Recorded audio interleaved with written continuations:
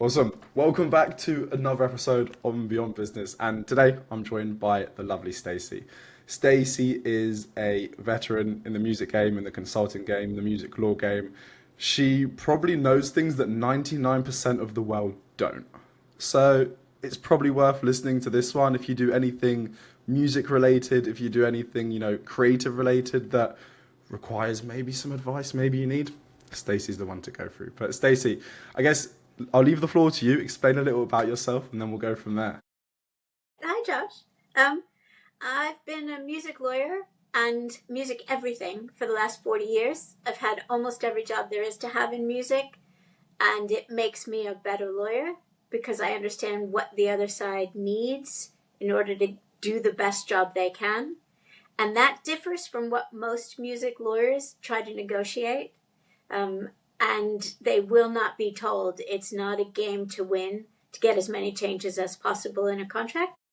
And it's global. It's not just here in London. It's New York. It's LA. It's everywhere there's a music industry. And also knowing how you have to talk differently to people in different parts of the world in Yeah, order for you to be understood is, yeah. I just feel really lucky that I've worked all over the place so that I can understand those differences and cut to the chase in terms and in a vibe that they feel comfortable with.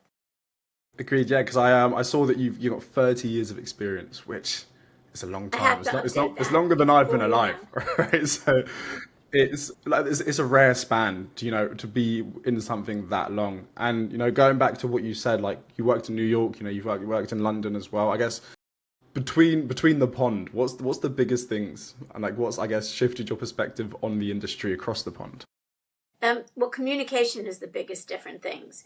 In New York, if I tell you, I need this, I really need it. In the UK, if they say, I need this, they mean I want this and it's not going to go away or change, but they're being too polite. So if you're a lawyer charging by the hour, that's devastating to your client for you to take so much time to try and understand that they're not going to shift and they don't even have a good reason. Um, and also I used to lecture at a law firm that I was at. All the lawyers would sit around a table, we'd have a cup of coffee, and I'd go, okay, if you're dealing with New York, cut to the chase, tell them your bottom line on the first go round because they will trade. They'll say, I can't give you that, but I'll give you that. And they mean it. And they cut to the chase as well, so they don't want their time wasted. If you're dealing with LA, then it's a little different.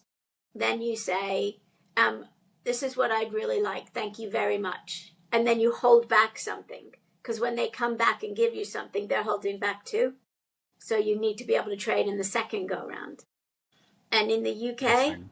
we just need to change everything and tell them, no, you want that, but you don't need it. And just because you had it before doesn't make it right.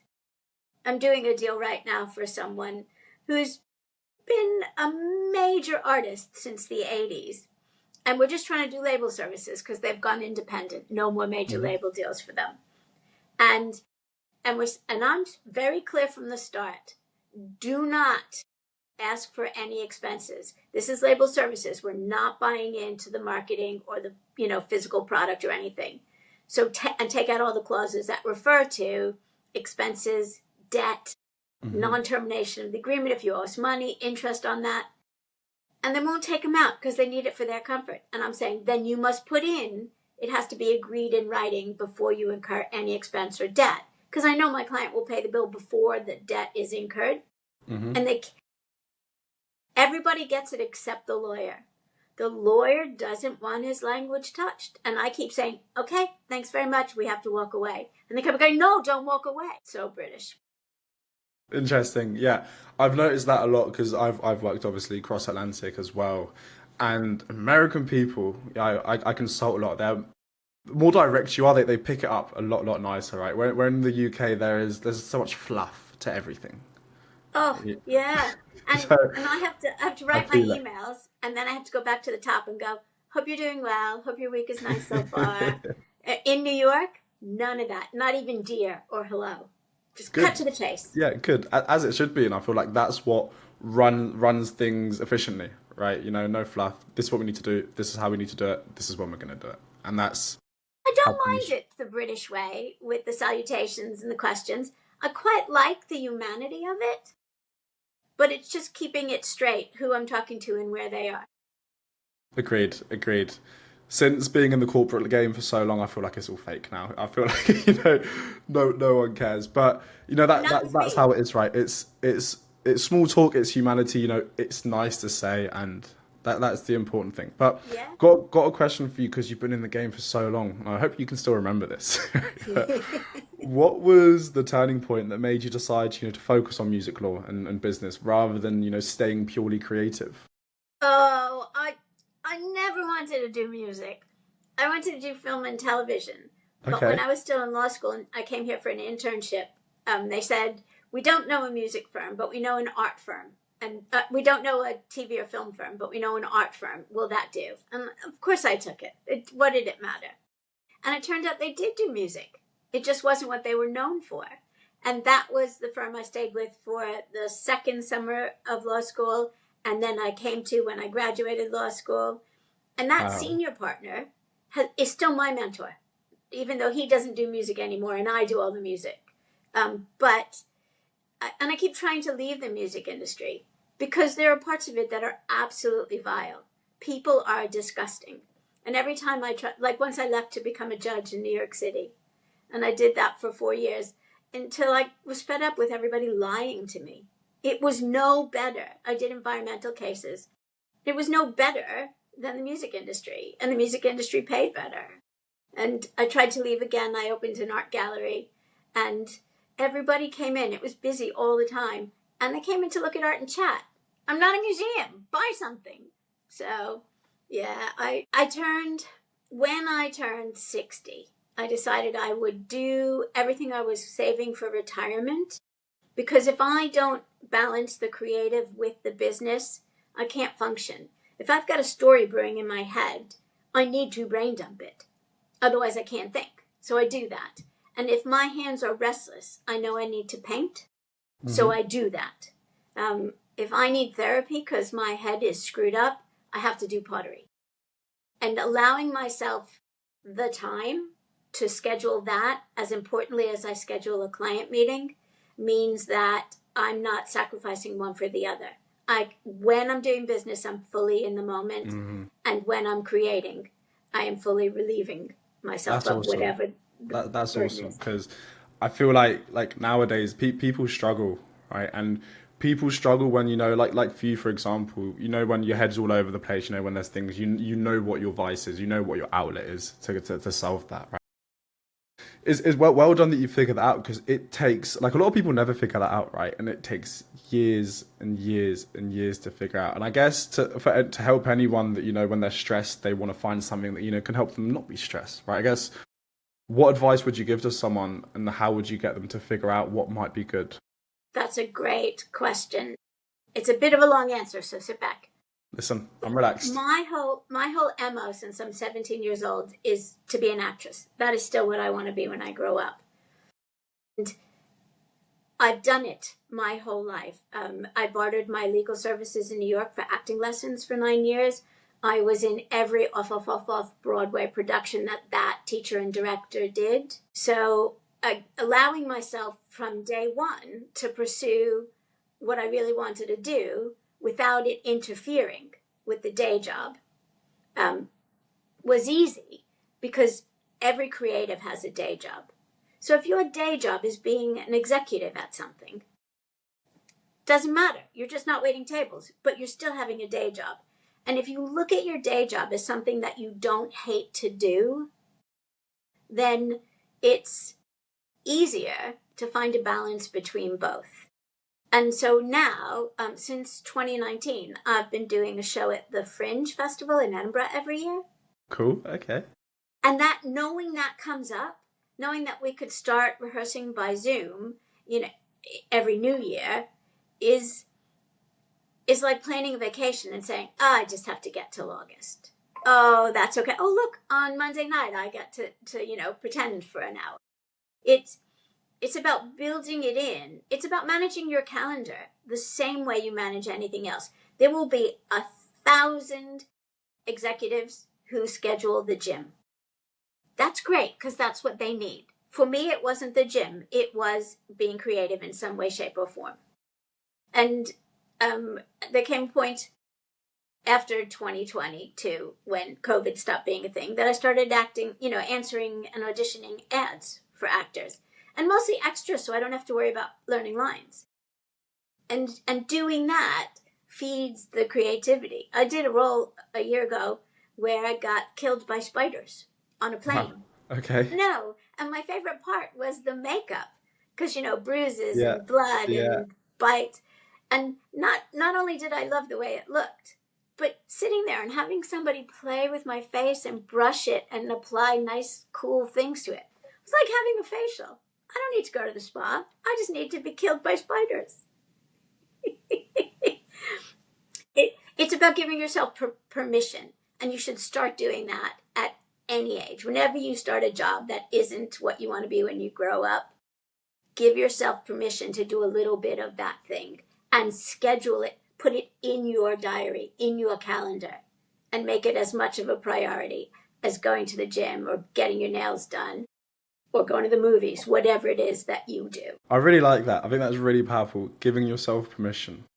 Because a lot of people don't, right? A lot of people just go carry on the day to day, and they never give themselves permission to feel that the way that they want to feel, and then they end up don't, right? So that's really powerful. I think that's really good advice. Thanks for that, Stacey. That's really good. Thank you too. I got a question business wise, right? As you know, at the start of the call, I'm very interested in your industry and how things are changing, because I can imagine it's crazy. But I guess for the sake of the podcast, can you just give a bit of background, what your business does, what your role is, and I guess what the day-to-day looks like a bit? You asked that like it's an easy question for me. It's really not.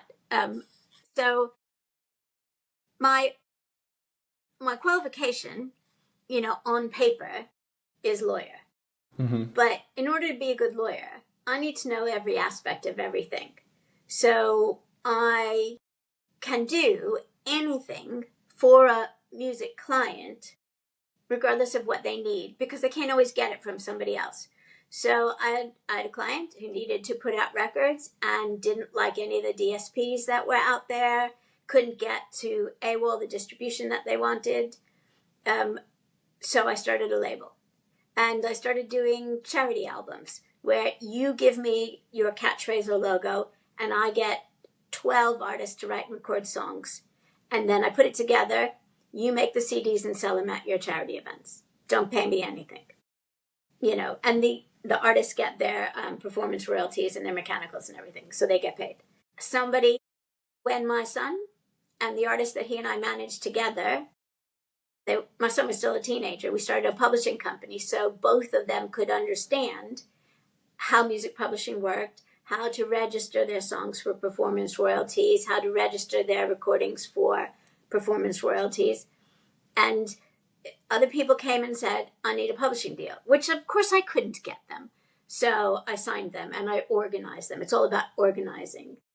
And then somebody else came and said, all those samples that we cleared in the 80s and 90s, those guys are old now. They're not getting paid, or they're dying and their kids don't know what to do with it. Can we start a company so we can help them?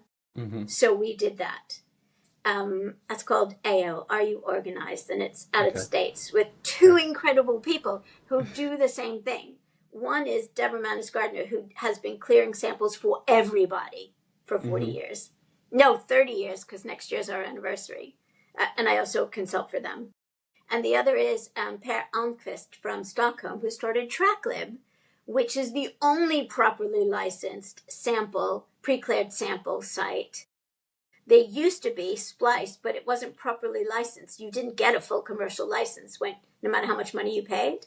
TrackLib, you use it. You get it, you're done. You don't have to come back for anything. So those two people, like-minded in wanting to help and in knowing the business from so many sides.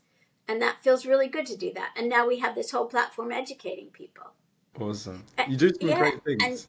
And that conversation came up because Deborah and I started a Web3 music rights company, a non-for-profit, when Web3 came about and people were doing metaverse gigs. So teaching everyone around the world how to license it properly, music rights wise. And then we fixed it. It's done.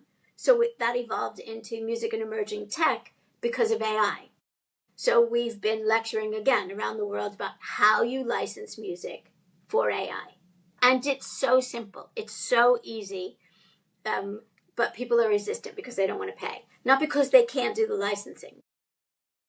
Every argument that says it's too hard is bullshit. And they cave as soon as we have the first chat. But what they say is they can't afford it. And I'm saying it doesn't matter. Then you can't afford to be in business. Agreed. Yeah, Yeah, so, I and say the this same all the thing. time. Yeah. I have a book publishing company because I have writer and artist friends who couldn't get book deals or agents. So I said, I'll put it out for you. All you need is it to be a third party. And all I do is put out their first book, and I say, now go and get yourself a real book deal. It's just about helping. That's all I really That's all need it to is. do.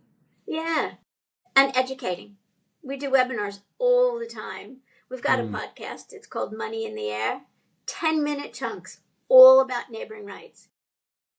It's been I going love for that. 5 years. And I find it super interesting the complex behind people that all they want to do is care, like help people and educate people. Where do you think that comes from? I don't know.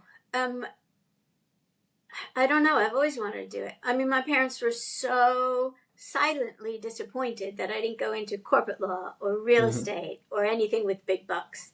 Because music does not pay as well as the other areas of law.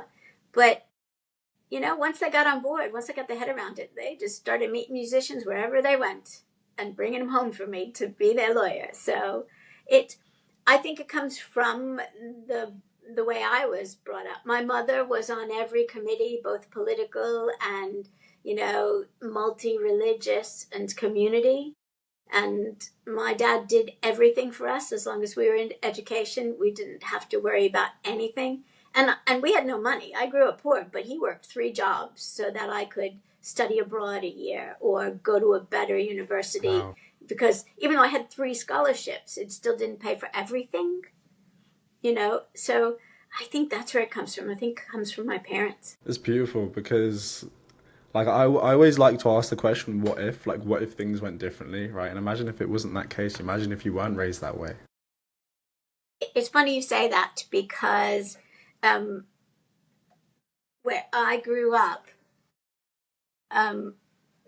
so I grew up in the projects in New York City, very multiracial, and everybody got along. Like you didn't actually see color because they were just your friends. If I'd grown up someplace different, maybe it would have been different. Or if I grew up rich, Crazy thought, right? Like yeah, just one location could absolutely change everything. yeah, But absolutely. you're The here now. socio-demographics really had a lot to do with it. Interesting, right? I always find it interesting how, from, the first year or two, the words you hear is how quickly your brain develops, right? The way that you speak to a baby, if you speak to it in baby or you speak to it in normal, how the brain fires and how it develops in a great way. And it's great that you've come out this way because think about how many people you've helped, Thank you. which is I hope awesome. so. Is there like any like because I know is there like any recent deal or maybe in the past like a deal or a case that you did and the outcome was just mind blowing? Can I rephrase it? Funny enough, I just did the career ladder. Do you Okay. know that? You know Yes. that thing? Yes. And he wanted to talk about money and how much money I make, and I wasn't going to tell him. It's nobody's business, especially on Instagram. So I told him Yeah. about my favorite client perk, and it was a Christmas card from David Bowie. And I'll Okay. tell you, my favorite contract I ever negotiated was for Elvis Costello to be on The Simpsons. Okay. You know Wow. that episode where he goes to rock camp? I know exactly what you're talking about. I know exactly what you're talking about. Yeah. Yeah. But I'll tell My you my dad least favorite. introduced me to Yeah. all of this. Yeah, I know exactly what you're talking about. My least favorite deal was for David Knopfler to get his signature guitar from Martin and Co. Okay. Because they would only give him one. The man has kids. You have to give him one for each kid. I was so furious.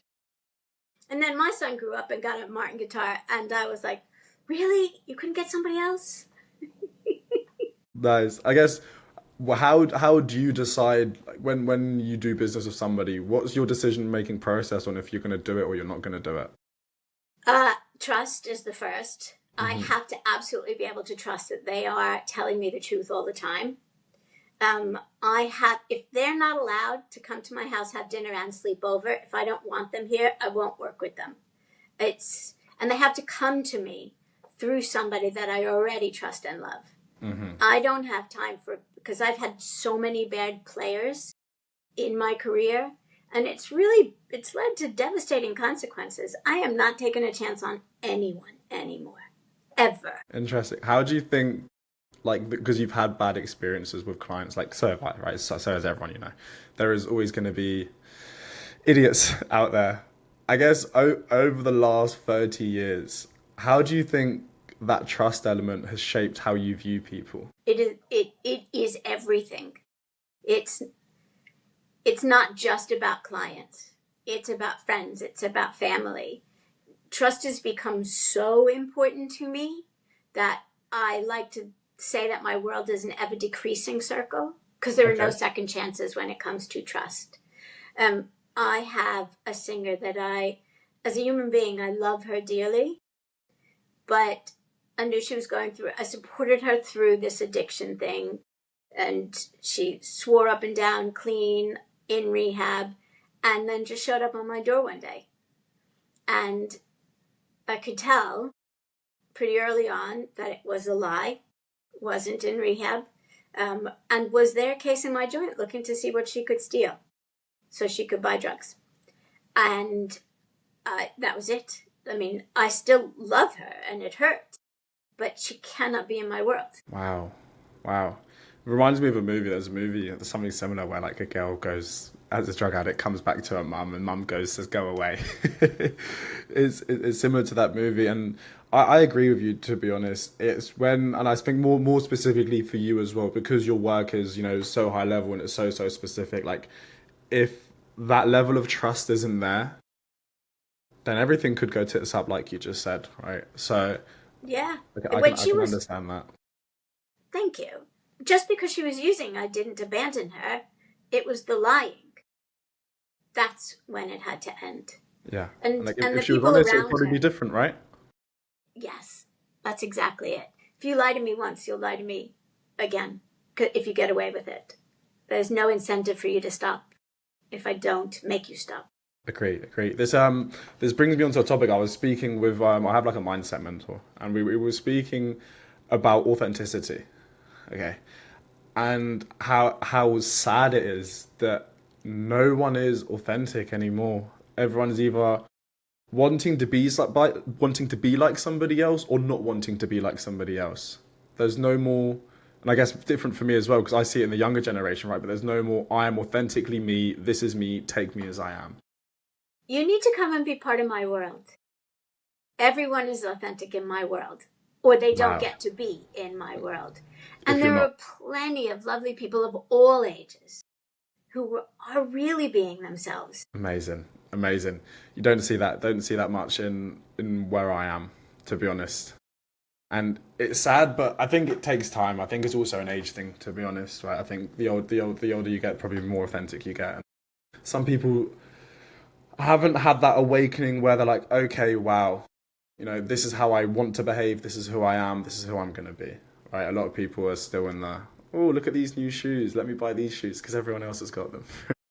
Yeah, I mean, you can have what everyone else has if you genuinely like it too, Agreed. but that's very different. I think people are afraid of being themselves. Um, What makes you say that? Wanting to be like somebody else or to emulate somebody else is based on wanting what they have, and greed is based on fear of not having. So while it's not greedy to want to have what somebody else has, if it gives you ambition and helps you set goals and you work hard at those goals, but to think that it's owed to you or that you're entitled to have it because it exists, that's the difference. So somebody who feels entitled, they're not authentic. They are just, uh, there's something lacking in their own self reflection Hmm. because they don't think they could earn it. They just want it. But I'm different. I need a to-do list and a goal because I am goal oriented. I don't know how to get through the day without trying to work for something or earn something. If I can just have it if it's given to me, it's too easy. It's like playing Wordle. When I get it on the first word, which has happened twice in my life, oh, what do I do now? No one's counting though, right? It's great if you can do it. I applaud anyone who can do it, but that's not fun. I want to keep playing the game. So I'm not competitive with anybody for anything, but I want to keep winning so I can keep playing the game. It's not about beating you, it's about not stopping. And playing the game correctly. And I think that really leads on perfectly to my next question, to be honest, because it's all about playing the game, right? But it's 2025. We've got to play the current game, right? And you know exactly what question's going to come from me now because I'm in the AI world. I know what the capabilities are. I guess like because there's obviously sampling tools, streaming changes, blockchain altering, right? Like how is AI affecting the music world right now? Uh, the worst part of AI is the fear that it's creating in creators and in businesses. Everybody is scrambling to claw back what they're missing or to take what they're fearing that they're never going to earn. And they're not thinking about what's right. And I'm talking both sides. Mm-hmm. So you have AI companies that can rip data wholesale from the internet. And their view is if I can, then I should because you didn't protect it properly. Well, that's not what the law says today. And then you have the creators who are terrified that the law is going to change. Somebody from Meta, Mm-hmm. who was trained by an intellectual property lawyer of renown, now works for Meta and says, oh, but copyright's dead. No, it's not. Just because you want it to be doesn't mean that it is or that it should be. And it's so easy to license music. It's so easy to ask for permission and get it that there's no reason not to. And for an AI startup to say, oh, but it's already coded, it's too hard to go back. I'm sorry, you coded AI, you're a freaking genius. Nothing is too hard for you. You just don't want to. And to say that you can't afford it, well, that's bullshit.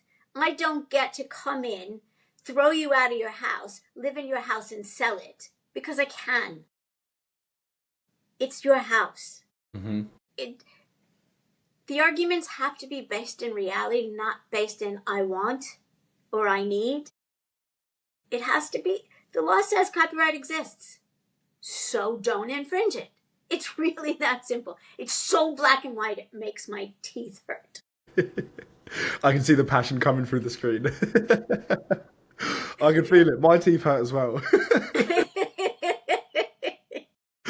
But it's interesting, right? Because there's the one side, everything's changing, people are scrambling, right? And then it's the fear of artists, right? I guess what have you seen shifting in terms of the market? Like, are artists like not using like consulting advisory firms, legal firms, nothing like that, or kind of what's happening? So artists are getting smarter, and I'd like to think we're helping. A long time ago, one of my artists, her original recording agreement came up for termination rights under U.S. law. So we terminated, we took back the rights, we registered with the U.S. Copyright Office, and both of the labels that she was signed to have tried to block it both in the U.S. and then outside the U.S., using different legal arguments, all of which were wrong, all of which failed. But they're so dumb. All they had to do was say, yep, there's your rights. Let's do a new deal. Let me give you a fair deal because the one you had was so onerous. Nope, instead they're trying to fight it. And they've put aside, these are big companies, they've put aside $100 million to fight it for legal fees. Wow, That $100 million that's a lot of money. done new deals with every artist. You don't have to fight it. Mm-hmm. And don't forget, if you can terminate, because it's been 35 years since your deal started, they're old. It's not going to take that long for them to recoup what. Okay. So that's a real bugbear. And also, they're stupid because my client owns the songs. You can't ever use your master because she'll deny it on the publishing side. Okay. Unless you use her master and pay her the master use fee. And then 10 years later, Taylor Swift just did that. So now everybody knows how to do it. So they need to change the game, and artists need to embrace their intelligence. They need to learn and use that power. Makes sense.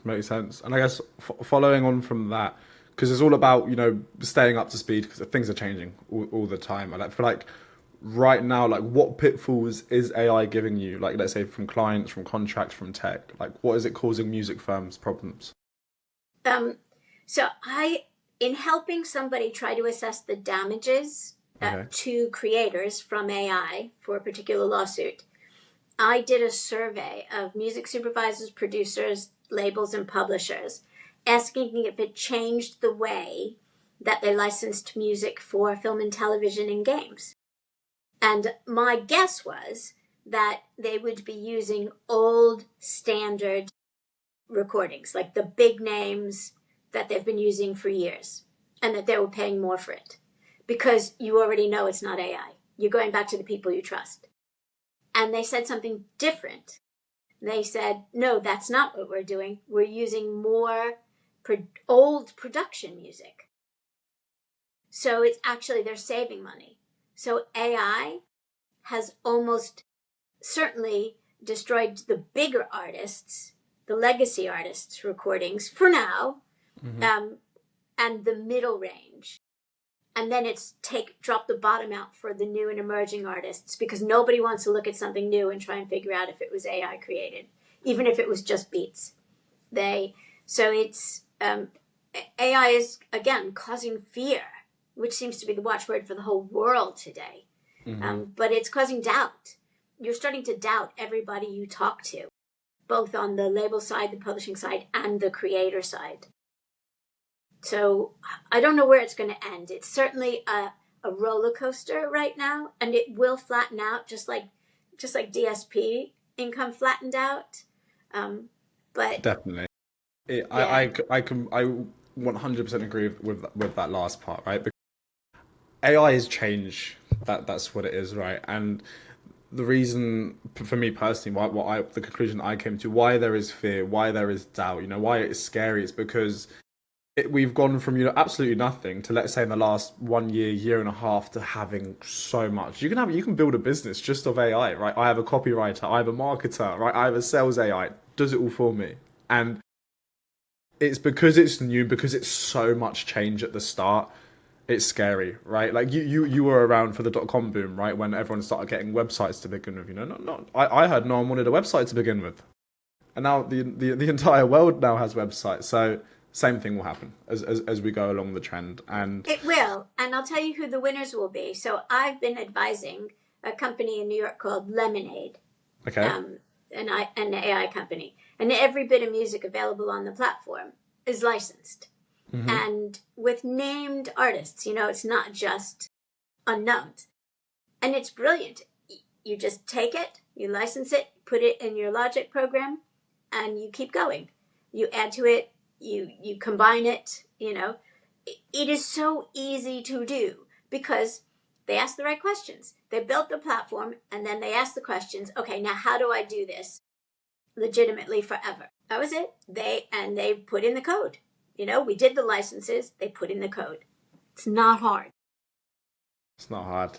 I agree. It's once you strip things down back to the basics and do things the way meant to be done, it's pretty simple. There's an argument for learning being fair use, because education is fair use in most countries, which is a copyright exception, except for the fact that they are commercial entities. So it's not fair use just because they're commercial. And there's been a recent decision having to do with books where they said it is fair use. But that judge is wrong. That is a judge who does not understand copyright or fair use, and it will get overturned on appeal, even though they've won a judgment because it was ripped from pirate sites. But that's the other problem. Judges are judges. They don't know. They don't have niche. They don't have expertise. They rely on expert witnesses. And expert witnesses will lie for money. Yeah, and I can imagine, correct me if I'm wrong, but I'm assuming because you do the bar, right, in the US to become a lawyer, right? I'm assuming when they learnt the bar, right, and they've learned all the terminology, learned it like the back of their hand, and then they're now a lawyer in a courtroom, right? I can imagine it's probably a lot different because of the things that are happening out there now to what you've actually learned. Am I right with that? You are absolutely right. But it's not just now. It was even then. There is Wow. nothing on the bar about music, entertainment, art, literature. There's nothing on the bar about intellectual property. Wow. It's real estate, it's commercial law, it's criminal law. And passing the bar does not prepare you for working in real life. It's just a way to measure somebody's ability to learn and think. So once you get out of law school is when you start to really learn how to be a lawyer. Makes sense, right? It's Yeah, all it's real life experience, in my opinion, is the best way to learn. You can do I all the agree with you theory, all completely. the theory in the world until you actually do the role day to day. That's where you're going to pick it up the best, and that's what I always like to do when we have new people come into mine and Tom's business. Right, I always like to make sure that everyone's prepped and they're just going to go into it and then just learn that way. It's the best way to go. And I agree with you. It's a crazy world we live in, absolutely crazy world. And I didn't realize the severity, to be honest, in terms of the music industry, on how things are changing when it comes to AI. Like, for me, I was thinking more surface level, like we said before the podcast, doing graphics, doing design, doing pictures, stuff like that. But it's so intricate, right? And I guess because of that change, if there was like one thing that you could change regards to AI, anything that's going on right now within the industry to make things go the way they should, really, what do you think it would be? I would just change attitudes. Everyone's attitude to working together to get it right. I'm not asking you to not succeed in your business. I am not asking anyone to give up their dreams. I'm just asking them to let me help them get it right so that their dream is for happily ever after, not for happily right now until they get sued out of existence. I love it. I love it. Good advice. That's really good advice. And that's how it should be. It's all about attitude. That's all it's about. It's your Yeah, attitude to life, attitude to work, attitude to people, attitude to family. That dictates your relationships, your enjoyment, and everything else. Right. So that's really good. That's a really nice insight. You've dropped some gems on it, by the way, Stacey. I'm not sure if you've realised, but you've dropped some really good gems on it. And this they is were what I great do. questions, to be fair. Thank you. I appreciate it. This is why I ask these questions, because this is how you find the gems, by just picking away at questions. So I like that. My biggest takeaway for you, to be honest, is the asking yourself permission to do the right things, right? And I guess for somebody watching this, I'd always like to add this as my end question. Okay, let's say everything you've ever posted online, okay, disappeared. Every book, every picture, every painting, everything, every bit of advice you've given to a family member or a friend disappeared, all gone. And you're gonna die, let's say, in the next 30 seconds, right? And you had to leave. Let's hope not. God bless. Let's hope not, right? But let's say that was the case. What was the one bit of advice that you would leave your family, friends, and everyone in the music law industry that would be applicable to all of them? That we are stronger together, never be afraid to ask for help, and work towards a common good goal. Awesome. Well, Stacey, that's the wrap on our episode. Thank you very much for coming on. It's been a pleasure talking to you. It's been an absolute pleasure. This felt more like just sitting around having a coffee and talking. So thank you so much for making that easy. Good. That's the point. That's the point. But thank you, Stacey. Good. Take care.